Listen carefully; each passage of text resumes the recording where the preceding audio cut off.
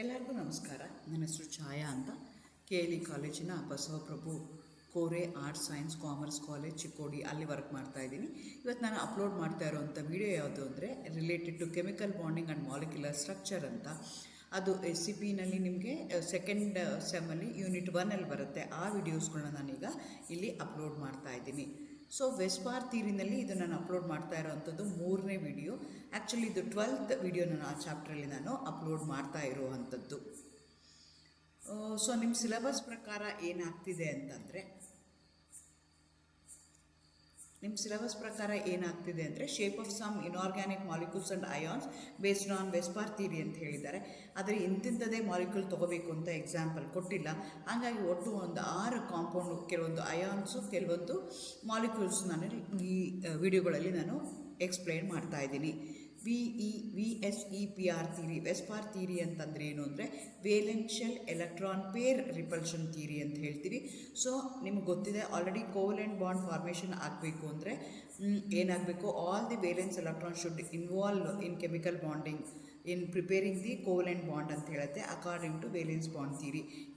ಇವ್ರೇನು ಹೇಳ್ತಾರೆ ಅಂದರೆ based on hybridization according to valence bond theory I can easily predict the shape of the molecule. ಆದರೆ ಕೆಲವೊಂದು ಸಲ ಏನಾಗುತ್ತೆ ಅಂದರೆ there was a distortion in the shape of the molecule. ಅಂದರೆ ನಾವು ಎಕ್ಸ್ಪೆಕ್ಟೆಡ್ ಹೈಬ್ರಿಡೈಸೇಷನ್ಗೆ ಆ ಶೇಪ್ ಇಲ್ದಲೇ ಬೇರೆ ಶೇಪ್ ಬರ್ತಿತ್ತು. ಅದು ಯಾಕೆ ಏನು ಅಂತ ಎಕ್ಸ್ಪ್ಲೈನ್ ಮಾಡೋಕ್ಕಿರುವಂಥ ಥಿಯರಿಗೆ ನಾವೇನಂತ ಕರಿತೀವಿ, ವೇಲೆನ್ಷಿಯಲ್ ಎಲೆಕ್ಟ್ರಾನ್ ಪೇರ್ ರಿಪಲ್ಷನ್ ಥಿಯರಿ ಅಂತ ಕರಿತೀವಿ, ಇಲ್ಲಾಂದರೆ ವೆಸ್ಪಾರ್ ಥಿಯರಿ ಅಂತ ಕರಿತೀವಿ. ಇಲ್ಲಿ ಏನಾಗುತ್ತೆ ಅಂದರೆ ಸಿಡ್ವಿಕ್ ಆ್ಯಂಡ್ ಪೌಲ್ ಅನ್ನೋರು ಪ್ರಪೋಸ್ ಮಾಡ್ತಾರೆ ಈ ಥಿಯರಿನ. ಅವ್ರೇನು ಮಾಡ್ತಾರೆ ಅಂದರೆ ಎಲ್ಲ ವೇಲೆನ್ಸ್ ಎಲೆಕ್ಟ್ರಾನ್ಸ್ ಯಾವುದಿದೆಯೋ ಅದನ್ನು 2 ಪೇರಾಗಿ ಕ್ಲಾಸಿಫೈ ಮಾಡ್ತಾರೆ. ಒಂದಕ್ಕೆ ಲೋನ್ ಪೇರ್ ಅಂತ ಹೇಳ್ತಾರೆ, ಇನ್ನೊಂದಕ್ಕೆ ಬಾಂಡ್ ಪೇರ್ ಅಂತ ಹೇಳ್ತಾರೆ. ಅವು ಹೇಗೆ ಇಂಟ್ರ್ಯಾಕ್ಟ್ ಮಾಡ್ತವೆ, ಅವು ಹೇಗೆ ರಿಪಲ್ ಆಗ್ತವೆ, ಆ ಬೇಸಿಸ್ ಮೇಲೆ ಶೇಪ್ ಆಫ್ ದಿ ಮಾಲಿಕ್ಯೂಲ್ನ ನಾವು ಡಿಸೈಡ್ ಮಾಡಬೇಕು ಅಂತ ಹೇಳ್ತಾರೆ.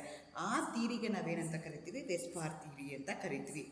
ಹಾಗಾದರೆ ಬಾಂಡ್ ಪೇರ್ ಅಂದರೆ ಏನು, ಲೋನ್ ಪೇರ್ ಅಂದರೆ ಏನು ಅಂದರೆ the valence electron which going to involve in bonding. Why they are going to involve in bonding? Because they are going to have unpaired electrons ಇರುತ್ತೆ, ಪೇರ್ಡ್ ಆಗಿರೋದಿಲ್ಲ. ಹಂಗಾಗಿ ಅಂಥದ್ದು they are going to involve in bonding. ಅಂಥ bond of ಎಲೆಕ್ಟ್ರಾನ್ಸ್ನ ನಾವೇನಂತ ಕರಿತೀವಿ, bond pair of electrons ಅಂತ ಕರಿತೀವಿ. ಇನ್ನೊಂದು ಏನಾಗಿರುತ್ತೆ, they are present in valential but generally they do not take part in chemical bonding because they already paired ಆಗಿರ್ತವೆ. ಅಂಥದಕ್ಕೆ ನಾವೇನಂತ ಕರಿತೀವಿ, ಲೋನ್ ಪೇರ್. ಇವು ಆಗೋದೇ ಇಲ್ವಾ ಅಂತ ಕೆಲವೊಂದು ಸಲ ಆಗುತ್ತೆ, but generally the lone pair of electron do not take part in chemical bonding, only under certain circumstances they going to form. ಅಂಥದಕ್ಕೆ ನಾವೇನಂತ ಕರಿತೀವಿ, ಲೋನ್ ಪೇರ್ ಅಂತ ಕರಿತೀವಿ. ಫಾರ್ ಎಕ್ಸಾಂಪಲ್ ಈಗ ನೈಟ್ರೋಜನ್ ತೊಗೊಂಡೆ ಅಂತ ಇಟ್ಕೊಂಡು, ನೈಟ್ರೋಜನ್ಗೆ ಒಟ್ಟು 5 ವೇಲೆನ್ಸ್ ಎಲೆಕ್ಟ್ರಾನ್ಸ್ ಇದೆ. 5 ವೇಲೆನ್ಸ್ ಎಲೆಕ್ಟ್ರಾನ್ಸಲ್ಲಿ ಒಂದು ಪೇರ್ ಏನಿದೆಯಲ್ಲ ಅದು ಆಲ್ರೆಡಿ ಬಾಂಡ್ ಆಗಿದೆ. ಅದಕ್ಕೆ ನಾನೇನಂತ ಕರಿತೀನಿ, ಲೋನ್ ಪೇರ್ ಅಂತ ಕರಿತೀನಿ. Because it's already pair, that's why do not take part in chemical bonding. ಆದರೆ ಇನ್ನೊಂದು 3 ಎಲೆಕ್ಟ್ರಾನ್ಸ್ ಇದೆ ವಿಚ್ ಆರ್ ಸಿಂಗ್ಲಿ ಬಾಂಡೆಡ್. ಅವೇನು ಮಾಡ್ತೇವೆ, they go in search of atoms or molecules which can give 1 more electron, therefore they going to involve in bonding. ಅಂಥದಕ್ಕೆ ನಾವೇನಂತ ಕರಿತೀವಿ, bond pair ಅಂತ ಕರಿತೀವಿ. ಸೊ ವೆಸ್ಪಾರ್ ಥಿಯರಿ ಪ್ರಕಾರ ವೇಲೆನ್ಷಿಯಲ್ ಎಲೆಕ್ಟ್ರಾನ್ಸ್ ಏನೇನಿದೆಯಲ್ಲ ಅದನ್ನು ಅವರು 2 ಪೇರಾಗಿ ಕ್ಲಾಸಿಫೈ ಮಾಡ್ತಾರೆ. ಅನ್ಪೇರ್ಡ್ ಎಲೆಕ್ಟ್ರಾನ್ಸ್ ಇತ್ತು which take part in chemical bonding, ಅಂಥದನ್ನು ಬಾಂಡ್ ಪೇರ್ ಅಂತ ಹೇಳ್ತಾರೆ. ವಿಚ್ ಆಲ್ರೆಡಿ ಪೇರ್ಡ್ ಆಗಿರುತ್ತೆ, generally which do not take part in chemical bonding, ಅಂಥದನ್ನು ಅವ್ರೇನಂತ ಕರೆದ್ರು, ಲೋನ್ ಪೇರ್ ಅಂತ ಕರೆದ್ರು. ಸೊ ಇದ್ರದ್ದು ಪಾಸ್ಟುಲೇಟ್ಸ್ನ ನೀವು ನೋಡೋದಾದರೆ, geometry of the molecule depends on number of valential electron pairs around the central atom. So ನಿಮ್ಗೊಂದು ಮಾಲಿಕ್ಯೂಲ್ ಇದೆ, ಆ ಮಾಲಿಕ್ಯೂಲಲ್ಲಿ ಒಂದು ಸೆಂಟ್ರಲ್ ಆಟಮ್ ಇದೆ. ಸೆಂಟ್ರಲ್ ಆಟಮ್ ಸುತ್ತ ಎಷ್ಟು ಟೈಪ್ ಆಫ್ ವೇಲೆನ್ಸ್ ಎಲೆಕ್ಟ್ರಾನ್ಸ್ ಇದೆ, ಎಷ್ಟು ಲೋನ್ ಪೇರ್ ಇದೆ, ಎಷ್ಟು ಬಾಂಡ್ ಪೇರ್ ಇದೆ, ಆ ಬೇಸಿಸ್ ಮೇಲೆ shape of the molecule decide ಆಗುತ್ತೆ ಅಂತ ಹೇಳ್ತಾರೆ. ಸೊ ಎಲೆಕ್ಟ್ರಾನ್ ಪೇರ್ಸ್ ಏನಾದರೂ ಇತ್ತು ಅಂತಂದರೆ they try to repel each other. ನಿಮ್ಗೆ ಗೊತ್ತಿದೆ, they going to act as a magnet of the same pole. 2 ಮ್ಯಾಗ್ನೆಟ್ದು ಸೇಮ್ ಪೋಲ್ ಹತ್ತಿರ ಬಂದರೆ ಏನಾಗುತ್ತೆ, they try to repel each other. ಅದೇ ಥರ ಏನಾಗುತ್ತೆ, ಈ ಎಲೆಕ್ಟ್ರಾನ್ ಪೇರ್ಸ್ ಏನಿದೆಯಲ್ಲ they going to act as a magnetic because they going to have same electron cloud. ಇದು ನೆಗೆಟಿವ್ಲಿ ಚಾರ್ಜ್ ಇದೆ, ಇದು ನೆಗೆಟಿವ್ಲಿ ಚಾರ್ಜ್ ಇದೆ. If they are very close to each other they try to repel each other in order to have the minimum energy, maximum stability. ಹಾಗಾಗಿ ಏನಾಗುತ್ತೆ, distortion of the shape ಆಗುತ್ತೆ, expected shape ನಮಗೆ ಬರೋದಿಲ್ಲ. ಆ expected shape ಯಾಕೆ ಬರೋದಿಲ್ಲ ಅಂದರೆ they going to interact with each other, they going to react with each other. ಹೇಗಾಗತ್ತೆ ಅಂದರೆ ಲೋನ್ ಪೇರ್ ಇರ್ಬೋದು, ಬಾಂಡ್ ಪೇರ್ ಇರ್ಬೋದು, ಲೋನ್ ಪೇರ್ ಇಂಟ್ರಾಕ್ಷನ್ ಆಗ್ಬೋದು, ಲೋನ್ ಪೇರ್ ಇಂಟ್ರಾಕ್ಷನ್ ಆಗ್ಬೋದು, ಬಾಂಡ್ ಪೇರ್ ಇಂಟ್ರಾಕ್ಷನ್ ಆಗ್ಬೋದು. Lone pair of interaction maximum ಇರುತ್ತೆ compare to that lone pair ಅಥವಾ bond pair ಆಗ್ತಾ ಇದೆ. ಸೊ ಈ ರೀತಿಯಾಗಿ ನನಗೇನಾಗ್ತಾ ಇದೆ, ರಿಪಲ್ಷನ್ ಆರ್ಡರ್ ಇದೆ. ಸೊ ಅಂದರೆ ನಿಮ್ಮ ಮಾಲಿಕ್ಯೂಲಲ್ಲಿ ನಂಬರ್ ಆಫ್ ಲೋನ್ ಪೇರ್ಸ್ ಹೆಚ್ಚಿದ್ದಷ್ಟು ಡಿಸ್ಟ್ರಾಕ್ಷನ್ ಆಗುವಂಥದ್ದು ಜಾಸ್ತಿ ಇರುತ್ತೆ ಅಂತ ಅದು ಹೇಳುತ್ತೆ. ಸೊ ನಿಮ್ಮದು presence of lone pair in addition to the bond pair will result in certain distraction in regular geometry of the molecule ಅಂತ ಹೇಳ್ತಾರೆ. Double bonds cause more repulsion than single bonds and triple bond cause more repulsion than double bond ಅಂತ ಹೇಳ್ತಾರೆ. So example ನೋಡೋದಾದರೆ boron ಟ್ರೈಫ್ಲೋರೈಡ್ನ ತೊಗೊಳ್ಳೋಣ, BrF3 ಅಂತ ತೊಗೊಳ್ಳೋಣ.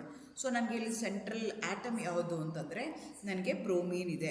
So ಬ್ರೋಮೀನ್ದು electronic configuration ತೊಗೊಂಡ್ರೆ 35 ಆಗುತ್ತೆ. ವೇಲೆನ್ಸ್ ಎಲೆಕ್ಟ್ರಾನ್ಸ್ ಎಷ್ಟಾಗುತ್ತೆ ಅಂತಂದರೆ ಒಟ್ಟು 7 ವೇಲೆನ್ಸ್ ಎಲೆಕ್ಟ್ರಾನ್ಸ್ ಇರುತ್ತೆ. ಆ 7 ವೇಲೆನ್ಸ್ ಎಲೆಕ್ಟ್ರಾನ್ಸಲ್ಲಿ ನೀವು ಎಲೆಕ್ಟ್ರಾನಿಕ್ ಕಾನ್ಫಿಗರೇಷನ್ ಬರೆದ್ರೆ 2 ಲೋನ್ ಪೇರ್ ಇದೆ ಮತ್ತು 3 ಬಾಂಡ್ ಪೇರ್ ಇದೆ. ಸೊ ಅರೌಂಡ್ ದಿ ಬ್ರೋಮಿನ್ ಏನಾಗ್ತಾ ಇದೆ, ಒಟ್ಟು 5 ಪೇರ್ ಆಫ್ ಎಲೆಕ್ಟ್ರಾನ್ಸ್ ಇದೆ. 5 ಪೇರ್ ಆಫ್ ಎಲೆಕ್ಟ್ರಾನ್ಸ್ ಇದ್ದಾಗ around the bromine atom shape ಏನಾಗಬೇಕು, ಎಕ್ಸ್ಪೆಕ್ಟೆಡ್ ಶೇಪ್ ಏನಾಗುತ್ತೆ, ಟ್ರೈಗೋನಲ್ ಬೈಪಿರಮಿಡಲ್ ಶೇಪ್ ಆಗಬೇಕು. ಆದರೆ ಇಲ್ಲೇನಾಗ್ತದೆ, because of the presence of lone pair of electron ಅದೇನಾಗುತ್ತೆ, ಡಿಸ್ಟ್ರಾಕ್ಷನ್ ಆಗುತ್ತೆ, ರಿಪಲ್ಷನ್ ಆಗುತ್ತೆ. ಆ ಬಾಂಡ್ ಆ್ಯಂಗಲ್ ಏನಾಗುತ್ತೆ, 90 ಡಿಗ್ರಿ ಇರಬೇಕಾಗಿದ್ದು 86.12 ಆಗುತ್ತೆ.